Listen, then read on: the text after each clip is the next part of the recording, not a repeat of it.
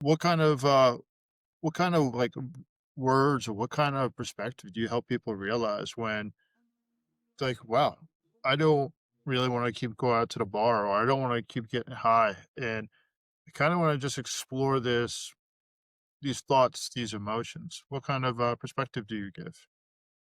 Man, so much of what I do is normalizing what's coming up.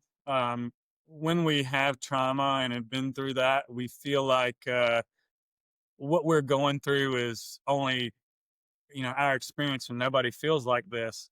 But it's all the human experience, and we're taking off the mask, the different protective mechanisms that have kept us safe, and that could be people pleasing, walking on eggshells, avoiding difficult conversations, avoiding saying how I feel, being an intellectualizer, living in our head, um, being perfect and showing and fawning in relationship, you know, um, not speaking up because we don't want to hurt the other person's feelings. And so when these true, authentic feelings start coming up, my job is to normalize that and say, "Oh yeah, man, that's so normal. Tell me how you feel about that." And then teaching people how to communicate and say what they need. Um, and and and all we can do in the past, we feel like we got to control everything, right? And this is about being vulnerable enough to have a difficult conversation to say how we're feeling. And it's just more information for the relationship. And it's how we treat that and meet it, um, that determines how the relationship moves forward, And so it's all information. It's all good. And we can work through that together and get a game plan for how we want to show up as these new feelings come. I mean, we're just kind of trying it on, see how you feel. So if you don't like that, you mentioned going to the bar and stuff like that. I used to drink a ton. I still have some drinks here and there, but it's not something I'm looking forward to like I used to. And that doesn't sit well with certain friends, and the right friends, they couldn't care less. They're like, "Oh, you're not drinking? Cool. Like, we don't care. We like you for you." And those are the ones you want to keep around. And so it's all just, yeah, normalizing what's coming up and then helping people communicate and set boundaries and share what they need, and then working through the repercussions of that. That may be a relationship that needs to die or have a pause. And then it could also be a relationship that grows. Some of the friends that I had that that supported me no matter what, that's an amazing feeling. And recognizing that kind of friend, I mean, that's something special too. So it goes both ways. Yeah, I guess I'm thinking about how I have some friends right now, and I stopped drinking for about almost like a month and a half right now. Yeah, Because nice. right now I'm in school, working full time, taking 17 credits right now, finishing on my bachelor's, and then doing this. And I'm like, oh, I have no time to be playing with this shit. I have no Yeah. time to go to the bar. I don't have extra time for anything else. And I've also watched how I've hit some resistance with certain friends. And other Yeah. ones are like, cool. You want to grab a cup of coffee, which I'm drinking right now is a cup of coffee.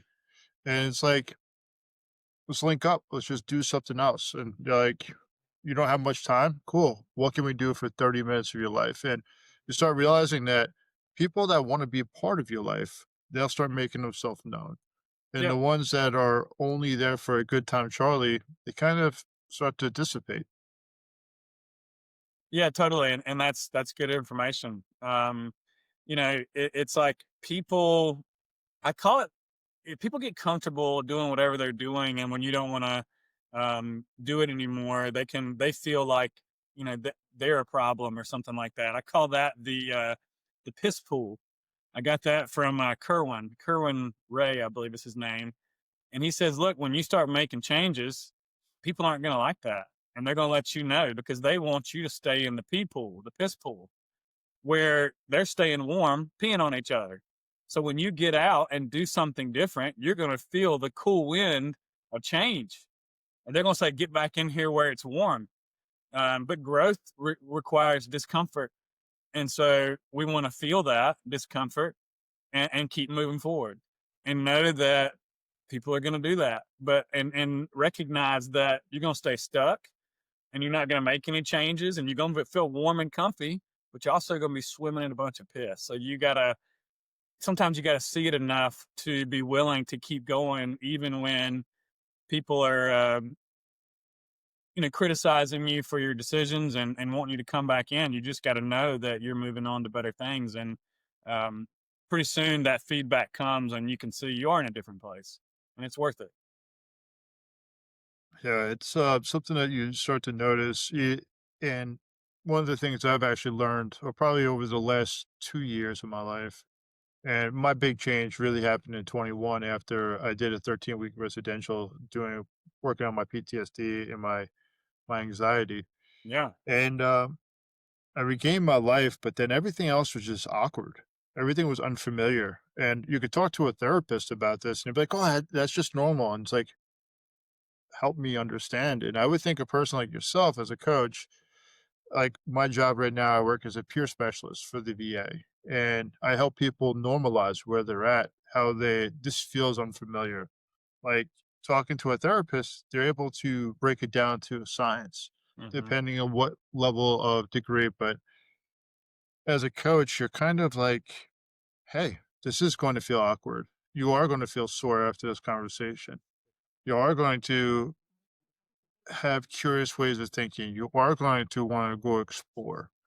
But so that's what I think is really awesome about what you're doing. And since you're working more towards the nervous system, tell me a little bit about how that really shows its head of when people are changing or unlocking trauma. Well, when we have trauma and we start to do this work, often things get worse before they get better. And again, what I'm always doing is normalizing that, our symptoms can become more.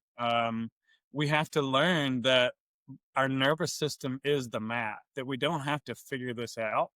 Our nervous system is going to tell us what the next step is, whether that's through symptoms or thoughts or behaviors or emotions coming up. And it can feel like we're going backwards, but what we're doing is we're kind of going through the spiral and we're revisiting the sensations, the emotions, the thoughts that felt like too much. And if we cling to them and hold on to them and try to resist them, it's just going to make us have more symptoms